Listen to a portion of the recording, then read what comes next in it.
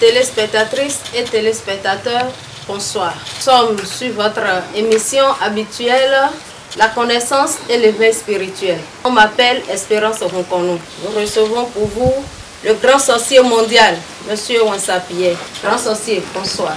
Bonsoir. Nous avons parlé de la dernière fois de la présentation des vœux à l'entame de la nouvelle année. Je voudrais vous demander quels sont vos conseils. Je dois te remercier beaucoup. La fois passée, nous avons parlé des vœux de la nouvelle année que les gens prononcent à l'égard de leurs parents, de leurs enfants, de leurs amis. Nous avons dit la dernière fois que les gens ne font que demander le vœu femelle, c'est-à-dire que l'année soit femelle. Et nous avons dit la fois passée que Dieu, le Créateur, en créant les choses, ont créé deux.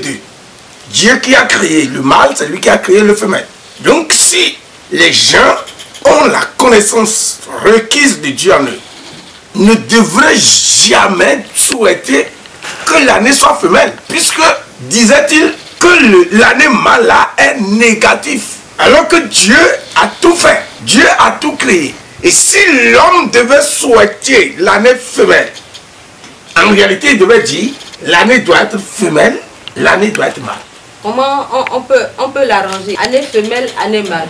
Si je dis que je veux souhaiter mes vœux à un parent ou bien à un ami, quelle phrase je peux utiliser? Vous savez, dans le monde actuel, vous ne pouvez pas dire ça que les gens vont comprendre.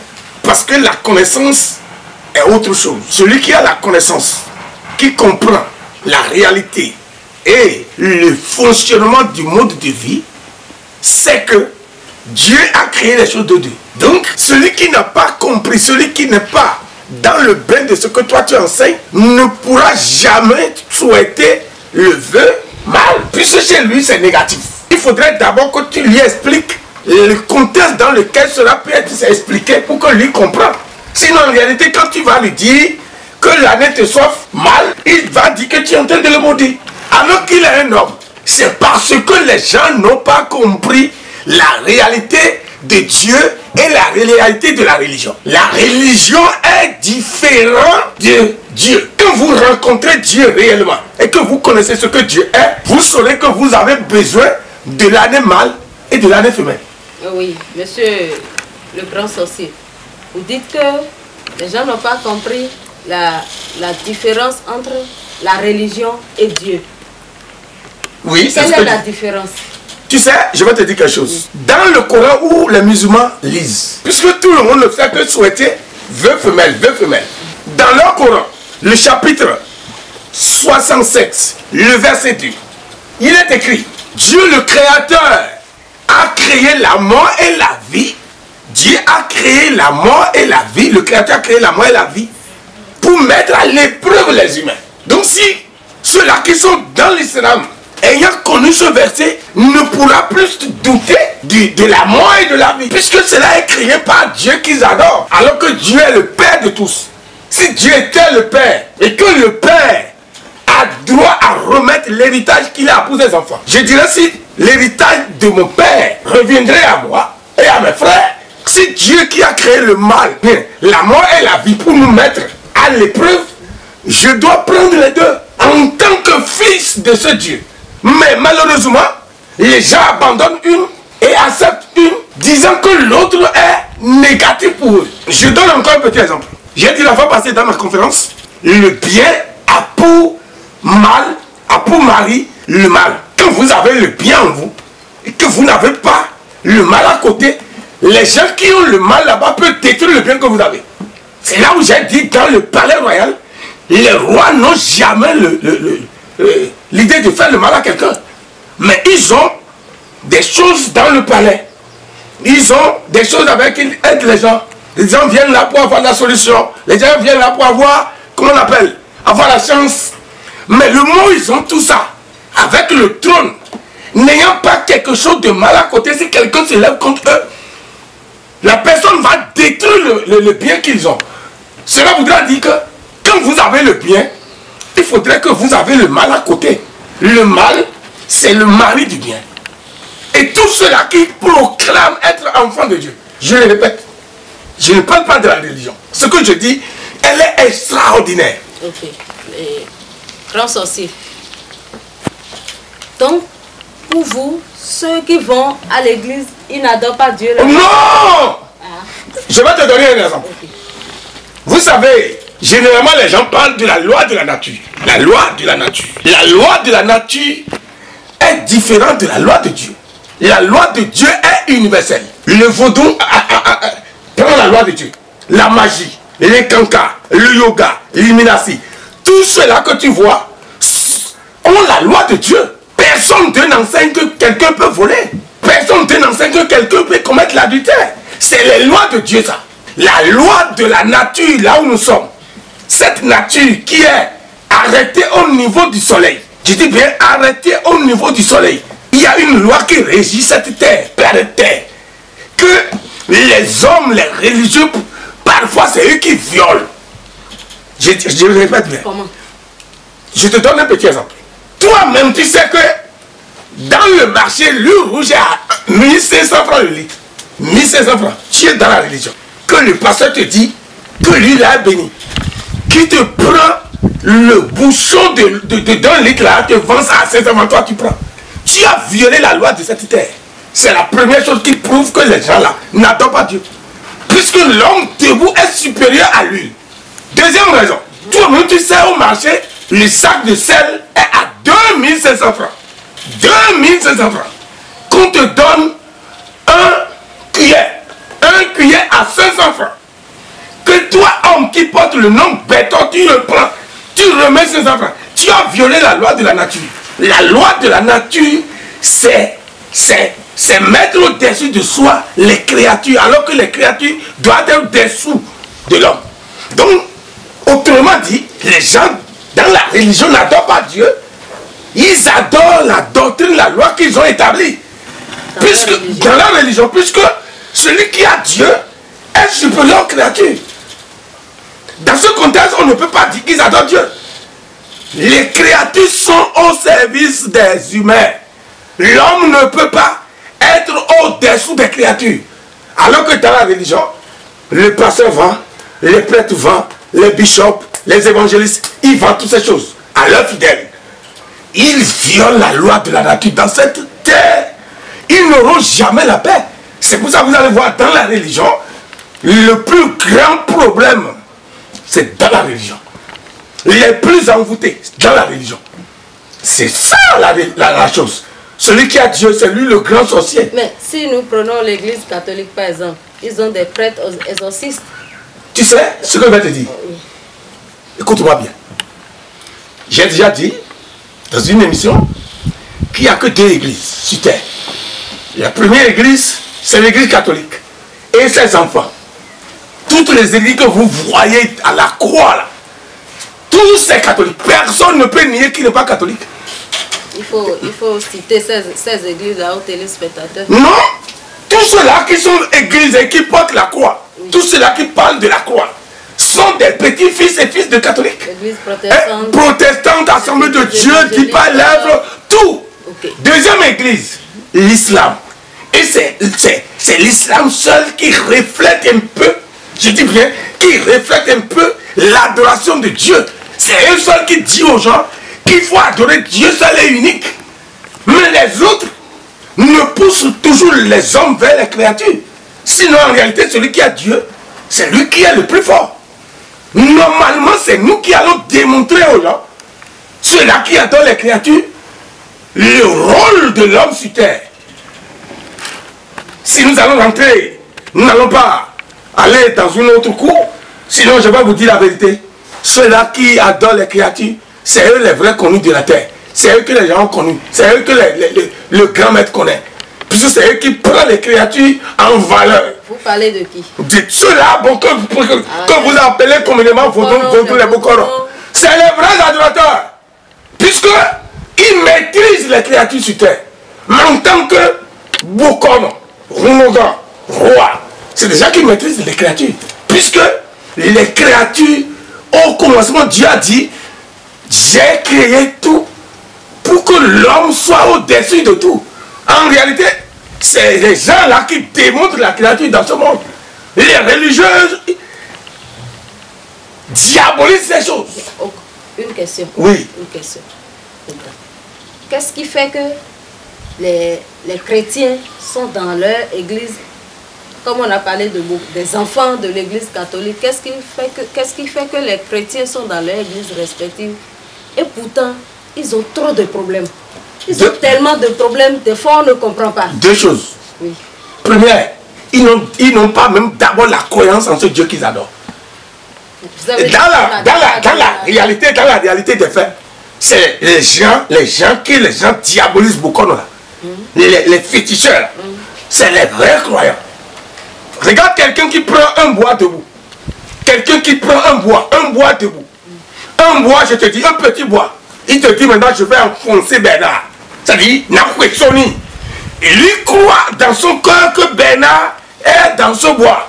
Il représente Bernard dans ce bois. C'est-à-dire, c'est des gens qui croient tellement que Dieu est obligé d'aller s'asseoir chez eux. Quand nous voyons dans le monde, le christianisme est vide.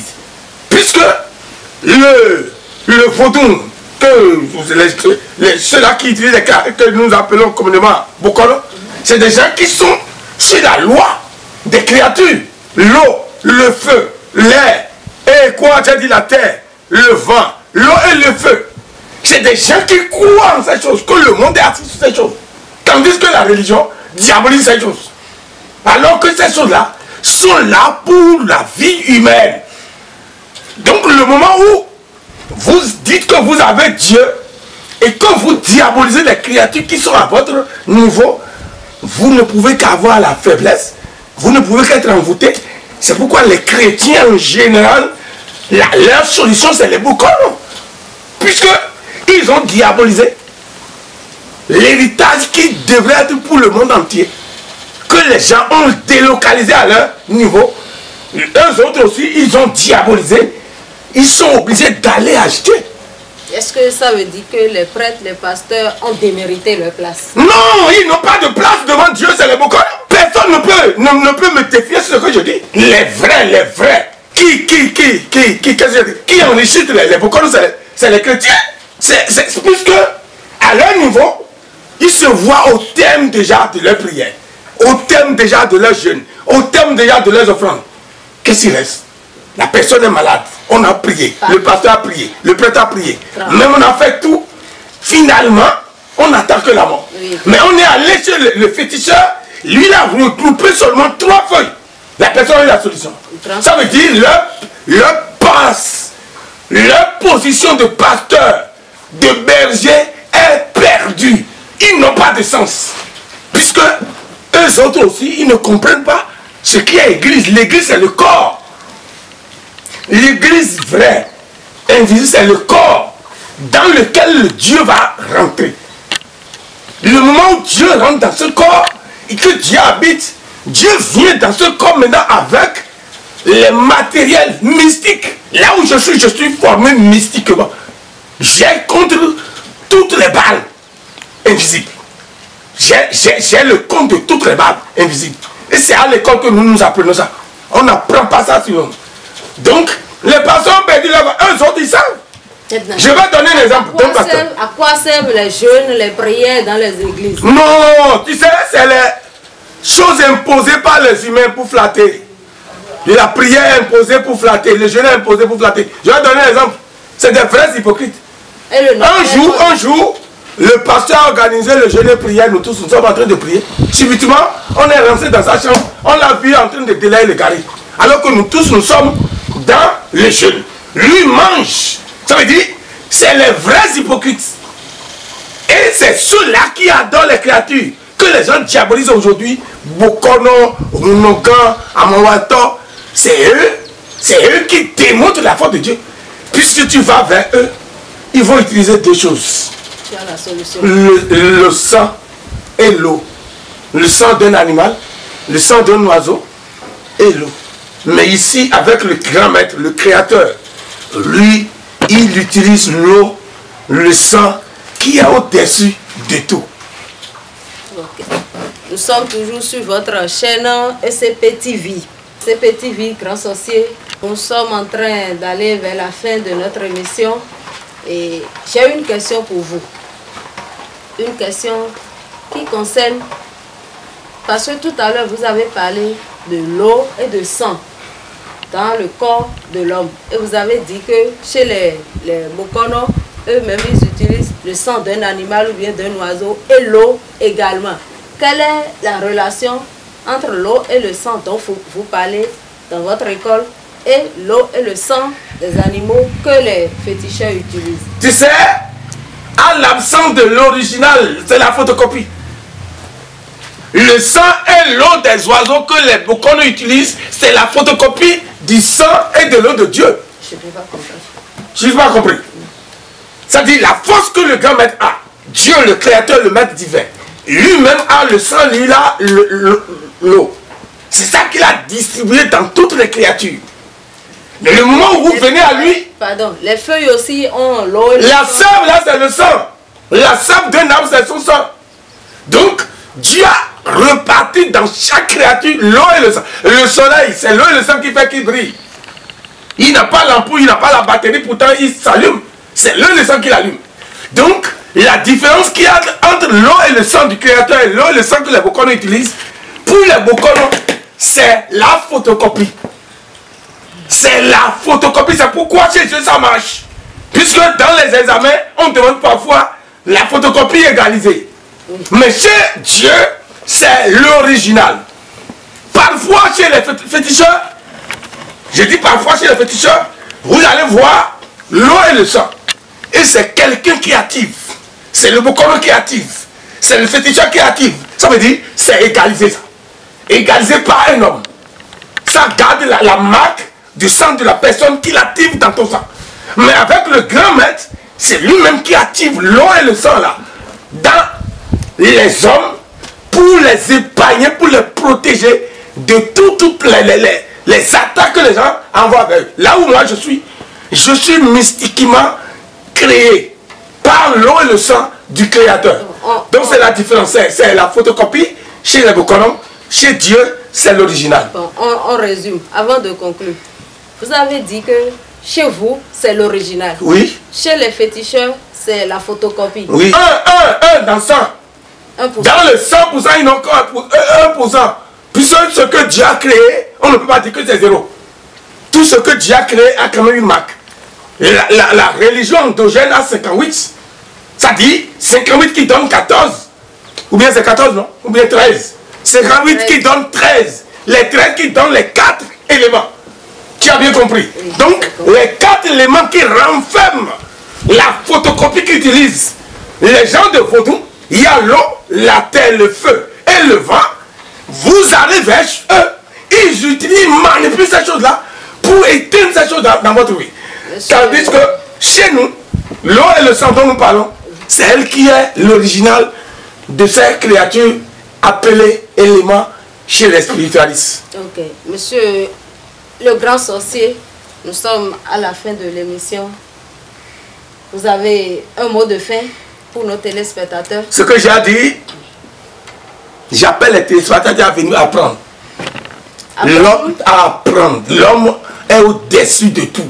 Le sang qui est dans le corps humain est au-dessus du diable. Alors que c'est la sorcellerie qui pourchasse les humains. Le dernier pouvoir du diable, c'est la sorcellerie. Donc, que les gens viennent apprendre la connaissance pour connaître, donner valeur à leur sang. Mon sang est supérieur au diable. La sorcellerie, c'est le dernier pouvoir du diable. Ça ne peut pas menacer celui qui dit qu'il est homme béton. Donc, ce que je leur apprends, de venir à notre école pour apprendre le rôle du sang et de l'eau dans le corps humain. C'est ce que je peux dire aux téléspectateurs. Merci. Chers téléspectatrices et téléspectateurs, nous sommes à la fin de notre émission.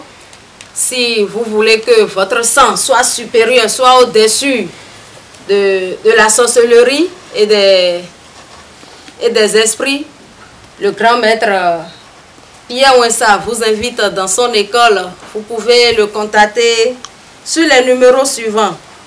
Le plus 229 01 57 74 20 07.